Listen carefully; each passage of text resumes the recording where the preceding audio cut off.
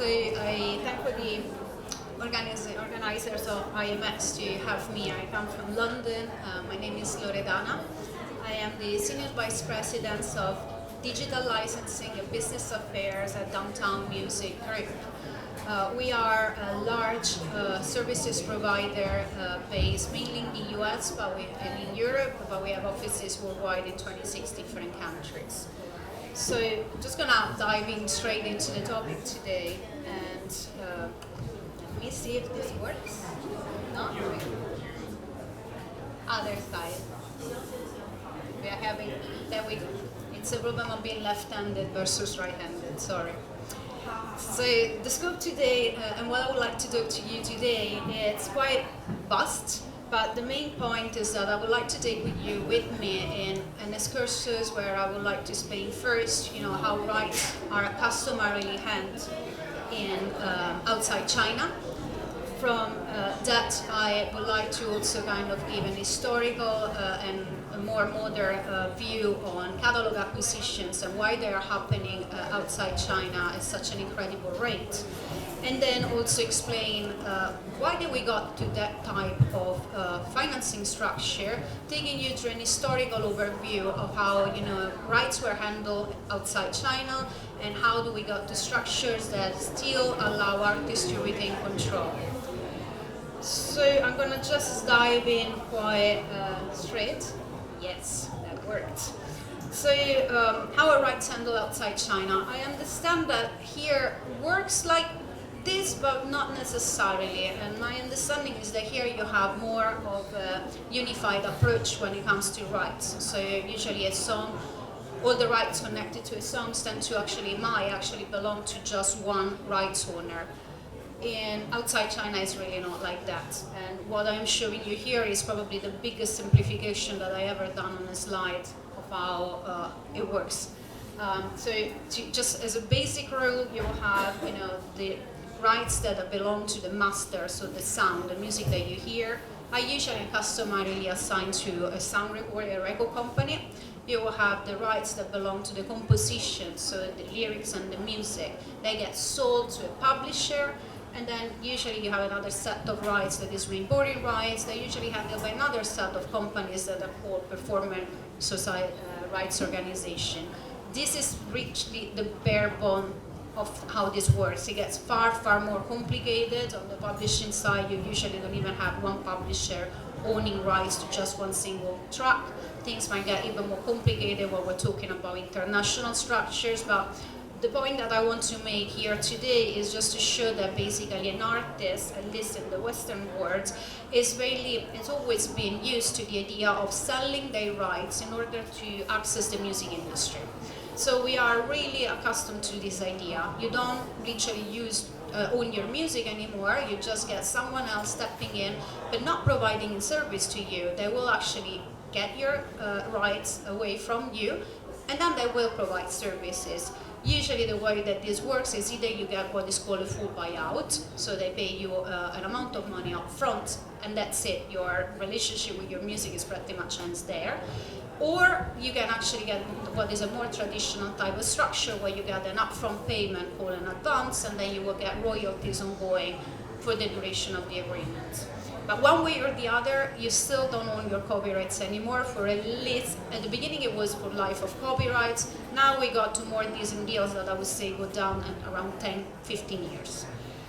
And from the mentality and this is important to understand the mentality that we have. It means that we see music as a commodity, and so it's something that basically can be traded. And that didn't take long to at some point for record company and labels to understand that, I sign this artist and this artist and this artist, and then eventually I get a big catalog, and this catalog has got value. And it's a catalog that I have the rights to sell to someone else and make extra money out of it. And so catalog acquisition started becoming, at the beginning, more common just within the music industry, most likely from the publisher side, where they would just be moving across one publisher to another. But then we got to a point where actually even different type of entity got interested. So we have companies like Hypnosis. I don't know if you heard of them. Hypnosis is a pure music investment fund. They don't manage your catalog, they don't do anything, they don't do marketing, they rely on third-party companies to do what they need to do, but they purely invest on acquiring music catalogs. And I think that they got founded 5 years ago, and to date, they have already spent over 3 billion in catalog acquisitions. Those amounts are absolutely insane. And then we see also a lot of music companies that are private equity investment companies that are starting getting invested in this type of acquisitions. Again, either directly, or they might come to companies like Downtown, not a great example, we don't do this, but they might provide funds for other companies to buy catalogs. And why is that? So I could probably stay here 7 hours to explain the entire topic, and in all honesty, it's not also the core of what I do, but I will give you what I feel are the most important reasons that we have seen over the last few years that are dictating this trend. And the first one is the fact that the music industry is undeniable been living a steady growth. So now in the Western countries especially, we have been crying out loud since the 80s, since the advent of streamings, that we're not seeing the money that we were making before in the physical era. But the reality is that since streaming arrived, our industry has been steadily growing again. Which means that the money that you're making out of a catalog is actually steady investments to make. You know that something is going to come up, and it's probably going to be better. So this is why there is definitely this renewed interest that goes even beyond the music industry, especially over the last few years that there have been so much crisis in sectors that might feel reliable, and then they suddenly experience a downturn. And that topped up with also the fact that music has proved, especially over the last 3 or 4 years, as something that is still reliable when there are massive economic crises. If you think about the COVID-19 crisis, but even the crisis that we are having right now, especially in Europe, the cost of living crisis, people are still listening to music. So we still rely on music, to make our day better, even if we are living, in terrible situation. And these are probably the reasons why catalog acquisitions have moved to become more and more, and eventually we'll understand how this works. Just bear with me, becoming more and more, common. This slide is only a few of the examples that I was able to find. When I started looking at it, I was just inundated by hundreds of examples. And this is just what happened over the last couple of years. You have Katy Perry selling her catalog of just 5 albums for over 250 million. You have Sting selling his catalog for 300 million. David Bowie estimated for over 250 million. Those numbers are astronomical. I mean, if you think nobody would actually think of investing this money outright without actually wanting to buy the entire catalog. And the question is, what is the benefit then from an artist point of view? Because what I've been mentioning so far is, why are people wanting to invest? But from an artist point of view, obviously you can see it right here, artists are making an insane amount of money immediately. It's instant cash, they don't need to wait and hope that their catalog is going to be steadily growing for the next 10, 15, 20 years to make money. They just get basically an estimation of the value of the catalog over the next few years, and they get it all paid immediately. It doesn't matter if the artist is not going to be popular anymore. And the way that it works, and this is also reflected by the fact that what's happening in these deals is that incredible multipliers have been applied. What I mean by that? So the way that you evaluate a catalog is that basically you take how much a catalog has been generating over the last year, and then you multiply for the number of years that you think it will keep a steady value. And usually this multiplier is 10%. So value of the catalog multiplied by 10, that's the amount that you actually pay when you're acquiring a catalog. These are not 10% multipliers. These are deals that some of them have actually got up to 30% multiplier. So someone has decided to invest cash money immediately, expecting that they will see the same value being steady for the next 30 years. I mean, of course, artists are actually jumping on it left and right. And then one of the reasons that I found actually interesting, that being a bit kind of disproved by the fact that now you have people like Katy Perry and Justin Bieber, so younger one, also jumping on the wagon of selling catalogs. But I think an interesting one is that if you go a bit backwards, you will see that these catalog acquisitions are always tied up to older artists. You have Phil Collins, Seal Sting, David Bowie, because it is an easy way of manage your estate. These people are on the verge of retirement. Managing this level of complex catalog, it's a nightmare, and people probably think it's much easier to divide, cash across my sons and children rather than having them to fight, as it happened with the Prince estate, where I think that they are still actually actively fighting. So now this sounds amazing. I mean, you read this, millions of money being paid, what's the downside? Well, first of all, not everybody's going to get you 100 million. I mean, I wish that I could make a song and someone is going to come to me and offer me this money, but it's really not something that everybody can do. But even for the people that can do, it is a really important decision that they need to make at the core. And this decision, well, I already spoke about this one. There is a summary of what I just said, but I mean, I'm sure that you were listening, so we don't need to focus on this. I am terrible with slides. But this is on point. And what we're saying here is that what is the downside of selling your catalog? Well, you lose control.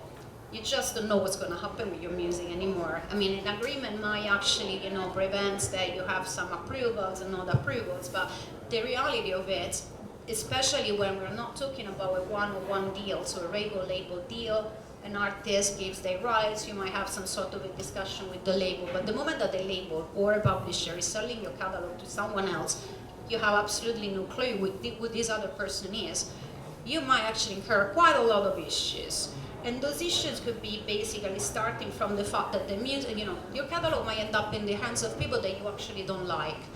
I don't know if Taylor Swift made the news also over here back in 2019, but at some point her catalog got sold to Scooter Braun. She absolutely hates Scooter Braun, and at the time it was quite funny actually, you were following it, because there was an absolute saga going on newspapers, whether they were music industry or non-music industry newspaper, because she didn't let go. And in the end what she did was to re-record her entire catalog and direct her fans to only listen to the album that she re-recorded, so much she didn't want Scooter Braun to have control over her music. Another, let's make a drastic example, is the fact that your music might be used in ways that you don't like. Think of an advertising that is not in line with the views of an artist. I'm going to give you again another Western example, but if you don't know this artist, go and listen to him because he's fantastic. And basically, Morrissey is the former lead singer of the Smiths. He is probably the most famous vegan out there. And I don't even want to imagine what would happen if his music would end up in a meat advertising. It would probably be worse. But nowadays it's becoming even more important to retain control, because we have the advent of AI. Do we want our music to be using an AI? Do we want AI to be trained on it? What happens? How do we control what deep fakes are going to be out there that we actually like and we don't? So it's very important to make sure that you can retain control over what you don't like. But another thing that is really important is that you retain control to be able to embrace changes. So one example that I have still related with AI is Grime. Grime is a famous American artist. You might know her because she was, maybe she still is, I'm not in the gossip, but she was a partner with Elon Musk. They have a couple of children which they name with a formula, if I am correct. That's not the point of the situation, but the point is that she decided to let people use her voice to generate music, as long as people will pay back 50% of whatever money they generated. Now we could spend probably 7 hours discussing and dissecting this decision, but the point that I want to make here is that that was her decision. If she had given away the rights, she wouldn't have had this opportunity to make such a bold decision and embrace a technology that nobody still knows what it is. And so this is why I think it is absolutely vital that we always keep in consideration that, yes, is there a value to sell your catalog? There might be, because there might be other factors that come in consideration, but people really need to be aware of what they're also losing. And so what do we do? You know, I understand that over here in China, and please feel free to step up and correct me if I'm wrong, but you are already in a way a step ahead, because what we call the service provider economy in Europe seems to be more how you work over here. It seems to me that I understand that artists retain control over their music, and they outsource, you know, services to people that can help them bringing their brand, bringing their music to the next level. And this is something that, you know, it has never been in our minds up to a decade ago outside China. And why is that? And this is why I'm going to bore you with some history. Because basically the way that we worked, and this I told you is going to be going back up to the 50s, but I will be quick. So the way that it worked in terms of development of the music industry, especially in the UK and US, if I can take my main points of reference, in the 50s, you literally had no other option to get into the music industry unless you would get to a major. There were no independent record companies. You would have to go to a major record company, sold them your rights, and that would take care of it. So access was extremely restricted. There was no control. They would do whatever they wanted with your music. Maybe you could claim or be involved in the creative process, but the sale of the catalog was always there. The structure was there. Then time evolved, and we basically, with the slight advancement of certain type of technology, obviously in the physical world, we got to the 70s and 80s, which is personally my favorite time.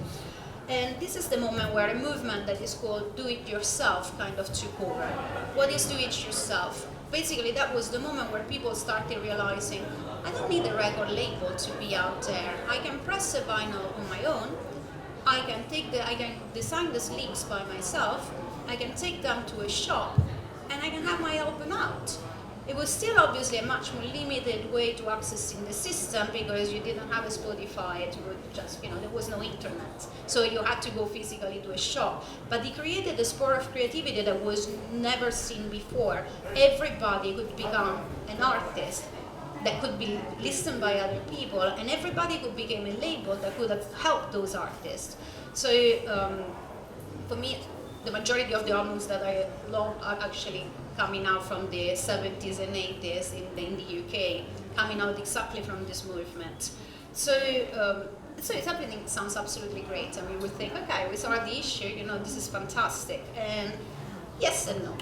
Because where we landed up, in the 90s, at some point it was just structured mainly like this. So you have on the left side or right side, I don't distinguish left or right, but on the label side, you can actually see what was the original model, which is a label is there, the artist signs with the label is providing all those services, whether it's physical distribution, marketing, UGC management, which probably at the time didn't even exist, so I shouldn't put it in there, royalty processing, and global strategies. It was also, those were the services that the label would be offering to artists in exchange of getting their rights. But then we got to the do-it-yourself movement, and an artist could actually finally step in and do all those things themselves, up to when digital arrived. And why is that? Because when digital arrived, well, this happened. It got a tad more complicated. We didn't have just one outlet to go out. Outlets became multiplied by this exposure that you will get through the internet, and the number of things that you need to do to just have a single track out there became a bit more difficult. You have to have a YouTube channel, you have to have your social media channels, you need to understand how your DSP streaming service is paying you, how do you read the royalty statements, not an easy thing to do. You need to have a global release strategy. We're not releasing anymore on a country-by-country basis, so you really need to know how it works everywhere if you want to be effective in multiple countries. I'm not going to read through all of them, but this is the problem that they were facing. And so this is a problem where, in a way, we had to identify what's next. And this is where I think I came first across a concept from Steve Albini. He's a super famous producer of Sonic Youth and another million bands that I absolutely adore. He was giving this interview where basically he was expressing the same concept here. It was like, we moved from the control of the label, but we are now in a situation where doing it yourself doesn't work anymore. we need to outsource. We need to have artists outsource what they need so that they can still do what they need to, what the record label needs to do, but they can do it themselves and they can retain control. The problem there, and this is basically where we got into the concept of, a service provider. But this to me is an advanced service provider. I want to take you actually back to this one, because in a way we can also read this graph as a service provider, as an outsourcing type of situation, because those can be all the services in the red bolts could actually be different companies to which either the label or the artist are outsourcing what they're doing. And you think, okay, that's great, problem solved. Yes and no. And this comes because, from what I was saying, there is a slight difference here, as you can see. Everything is connected. And where do I come from is that, so to give you a bit of background, I got obsessed with the idea of that Steve Albini was mentioning at the time. So far that I actually called my own company Do It Together, because that was the name that he was giving to this movement. And I did my entire final project in music business management that was from DIY to Do It Together. And the idea was then to create a 360 company that could cater to the needs of artists, but not only artists, also labels or any other type of rights holder and music player in a way that was better organized. And I came to this idea because when I started my career working in the legal department of Ministry of Sound, I was working there not long, and at some point I realized that I received a request to draft an agreement for a DJ Mix compilation for a really famous international artist, and from the marketing department. Ministry of Sound was an independent record company which is now owned by Sony, but it was also a super famous nightclub. And I got, after a couple of weeks, a request for another contract for exactly the same DJ who was coming to play in the club. And I was like, sorry, haven't you talked to your colleague over there? I mean, we're engaging the same person. What's going on here? And they didn't. So what came out of this, and we were just a 100 people company, I mean, not small one, but not even an insanely big one for communication to get lost at that level. But what happens is that we outsource things in different ways, disconnected ways. So we had the promotion of these two projects were run completely independent from another. So we could have totally used the promotion of the club to announce the upcoming DJ Mix album of this artist. We could have actually done the other way around, used the compilation promotion on radio to also announce that the DJ was coming to play at our club. We even had two different videographers creating different videos to promote pretty much the same thing. Ridiculous. I mean, double cost. We could have saved on cost, we could have saved on communication, and we could have come up with a better project. So my idea at the time, and I'm talking about 2008, 2009, it was to come up with something like this. So where you have a rights holder that is still outsourcing services, but they are doing it in a connected way. Doesn't mean that you need to outsource everything. You outsource what you need, but even if you just need two of these things, maybe you only need digital distribution and marketing, but if digital distribution and marketing are talking to each other, you're probably going to come up with something better. I think that was my dream at the time, but I didn't believe in it. So I decided to focus on my legal career, absolutely boring, and I let it there. But then, eventually fate decided that something was there, because after a lot of years actually, I finally ended up to, first of all, being able to change the slides, which is not helping me anymore. Let me do something here. It decided that, okay, great. Decided to basically take me to Downtown Music Group. So this is the company where I work now. We're missing actually some of the sub-companies that we have here, but those were the most important ones, in my opinion, to show to you today. And more than anything, I would like to take you to the excursus, because it does tie in with what I was saying earlier about catalog acquisition. So Downtown actually originally started just with Downtown Music Publishing, so the little one that you see right next to Curve. And they were just a traditional publisher. They would own copyrights, they would provide publishing service to their clients. They set up a small sub-company called Sound Trust that didn't own copyrights but would provide administration service from the publishing side. And that was it, just standard, you know? And then at some point what they decided to do, it was, guess what? They sold their catalog. They sold their catalog to Concord, one of their main competitors, and if you follow Concord, I think that they just acquired Round here for an undisclosed impossible amount yesterday. They are instead a company that is heavily into catalog acquisition, and instead we went in the opposite direction, and everybody was like, what are they doing? Are they crazy? Well, they weren't crazy. They had just a very different idea in mind, because after that they started with a really aggressive, actually, acquisition process, but not of catalogs, but of companies. They started acquiring the three companies that you see on this side, CD Baby and Sounddrop. Actually, this group of companies includes at least another 6 companies that we haven't mentioned here because they don't do pure distribution. But they are direct-to-artist services. So now we can cover, we can provide publishing services, but we can also help any artist that decides to have their music online. Then they decided to acquire the part of the group was also what is called right now Downtown Artist and Label Services, formerly called Dashco. Dashco was a business-to-business distribution, so their clients are labels like Anjan. Their clients are labels, and they have basically their music go to multiple DSPs. Worldwide, they offer marketing services, they offer trends, analytics, helping on making sense of the data, and they focus on Latin American music. Then they acquired Fuga. Fuga does pretty much the same thing of Downtown artist and label services, but they do it centered in Europe. They specialize mainly in K-pop, electronica, EBM, but they also have, Arctic Monkeys, quite a lot of really high-level artists as well. And they can cover everything from a smaller distributor to a big label. They also had a neighboring rights division. We created and unified another neighboring rights division. We also have YouTube administration services. So in a way, the slides here shows the cohesion of services that we've been creating.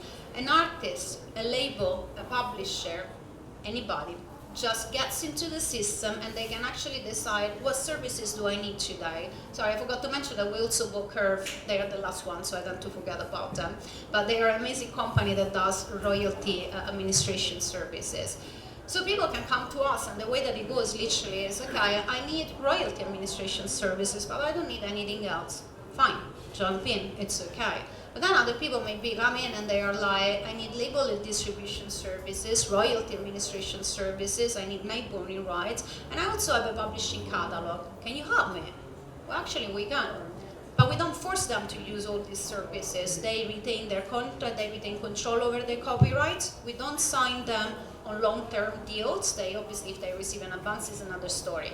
But otherwise, they can, swift in and out. They can completely decide which services they want to use, how they want to use them, and they can also decide where the music goes. So the flexibility goes as granular as to basically being able to say, I want my music sent to 10 cents, I want this part of my catalog being sent to 10 cents, but I don't want my music to be sent to NetEase. Freedom, they decide where they want to go. And the reason why we can actually maintain this level of flexibility is because we're providing really good services. This is actually at the core of what we're doing. Clients stay as long as they're happy. If they're not happy, you go wherever you need to go. And we then obviously try to extend the services that we provide to more specified marketing services, and then partnering with other companies like Rodor, I'm leading up there. It's a video creation service that is helpful for our direct artists that are accessing our service so that they can also create videos very cheap. Everything is fully integrated in the system, get distributed to over 167 DSPs if they want it. So, no, I don't want to have a downtown kind of talk today. This to me is already talking a bit too much about it. But where I want to focus backwards is the fact that this really connects with the idea that I have of the importance of not only outsourcing your services to retain control, but to having the opportunity of doing it in a way that is still going to make it manageable for you as an artist or as a label. Because this level of control is going to be absolutely vital once we get towards the future. Now, tomorrow morning there are at least 4 panels on AI, so I won't bother anybody on it today, but the reality is that what's coming next it's something that really requires flexibility. On AI, first of all, in a nutshell, because we don't know what we're doing. So you really want to know where your music is going and make sure that you're not just gonna say yes to something and then the internet is gonna be flooded, TikTok is gonna be flooded with AI-generated tracks that you don't like. But it's also, for other type of uses, like even the UGC, if we think how much they have evolved over the last few years, before you will actually, be getting very picky if a music will get using an advertising that you don't like. But right now, every day, hundreds of users are using your music to promote whatever they want on Instagram, and we have no control anymore. Do we care? Do we don't care? Is the sensibility about this thing changing? And is this changing how important it is?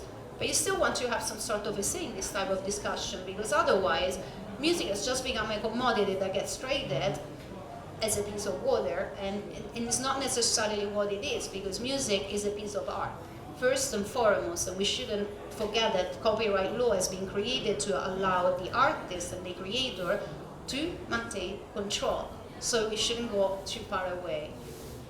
And basically, so in conclusion, obviously, it's not about, with my talk, I want to disregard people who go via, acquisition structures. Everybody's got a different model that we work with them in a different way.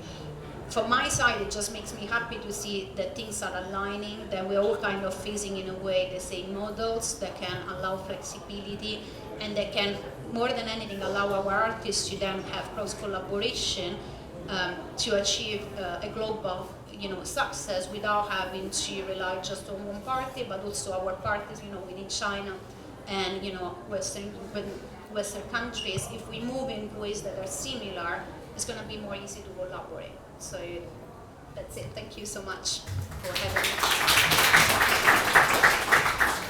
Thank you very much, Dana. And my colleague will escort you to another meeting. All right. Thank you.